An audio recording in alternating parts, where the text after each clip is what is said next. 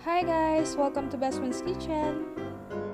If you are new to our channel, please subscribe so you will get updated for our future videos. So today, we're going to show you how to make sweet and sour chicken.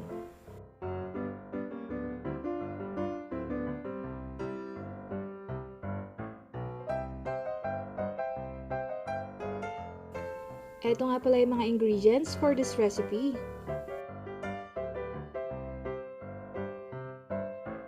Tara, simulan na natin. Una, ikat lang natin ang bell pepper into bite sizes.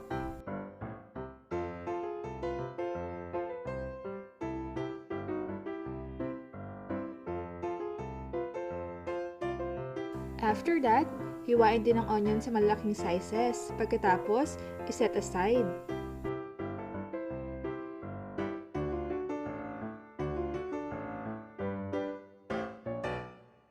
I-marinate nyo lang yung chicken with salt and pepper. By the way, i-cut nyo lang yung chicken into small cubes.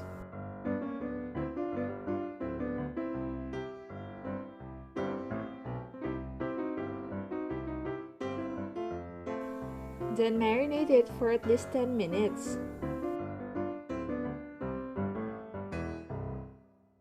Habang minamarinate natin yung chicken, let's now prepare the batter.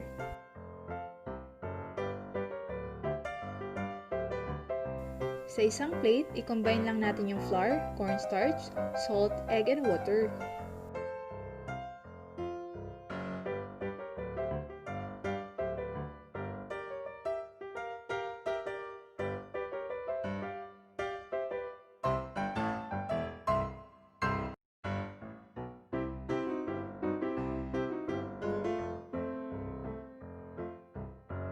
Then mix it until everything is well incorporated.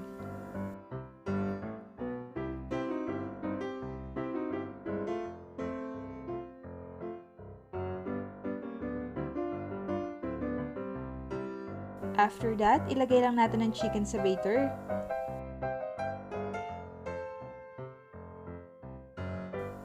At haluin at siguraduhin makoat ang lahat ng chicken ng batter.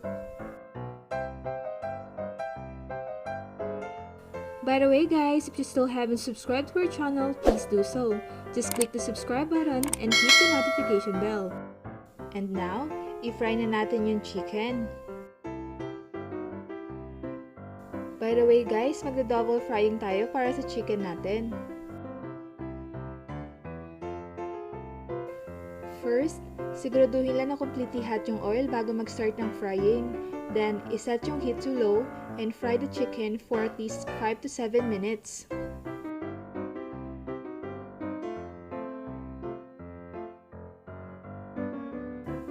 After 5 to 7 minutes, ihango lang natin yung chickens from the heat. Tapos, iset natin yung heat to high and then mag-proceed na tayo sa second frying.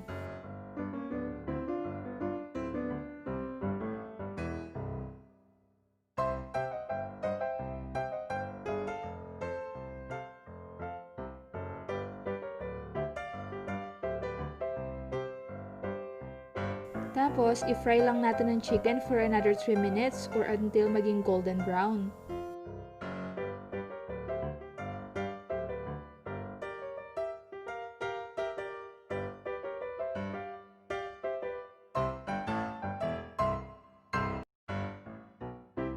Once done, i-remove lang yung chicken from the heat and then set it aside.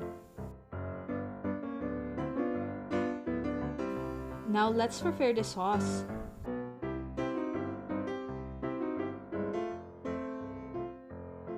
Sa isang cup, just combine the ketchup, sugar, vinegar, and soy sauce.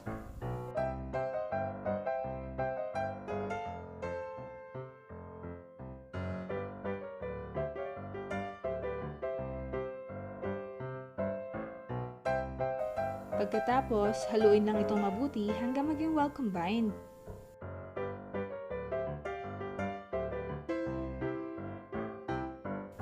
After that, i-toast lang natin yung bell pepper and onion sa isang pan for 2 minutes.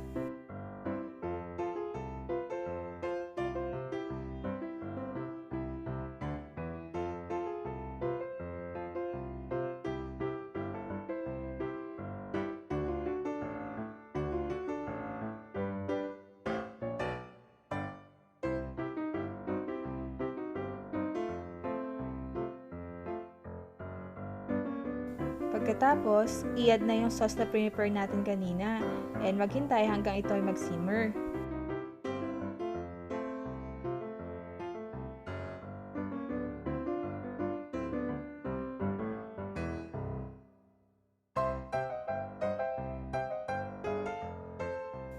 Then, i-add na ang pineapple.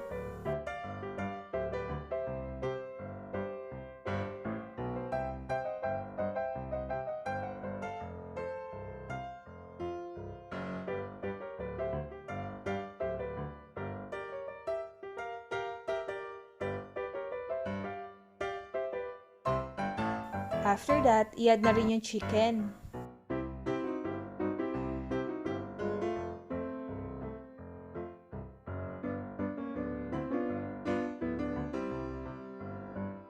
Haluin lang itong mabuti at i-make sure na ang lahat ng chicken ay makoat ng sauce.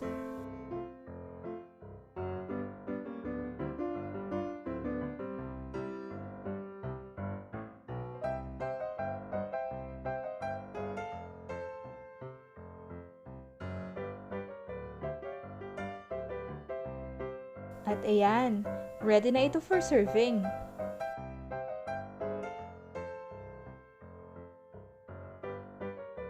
We hope that you enjoyed this video and please give us a thumbs up.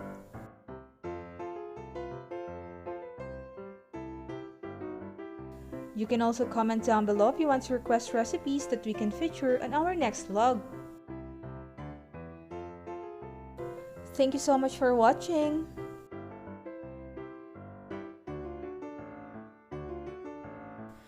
Don't forget to subscribe. Bye guys, till our next vlog.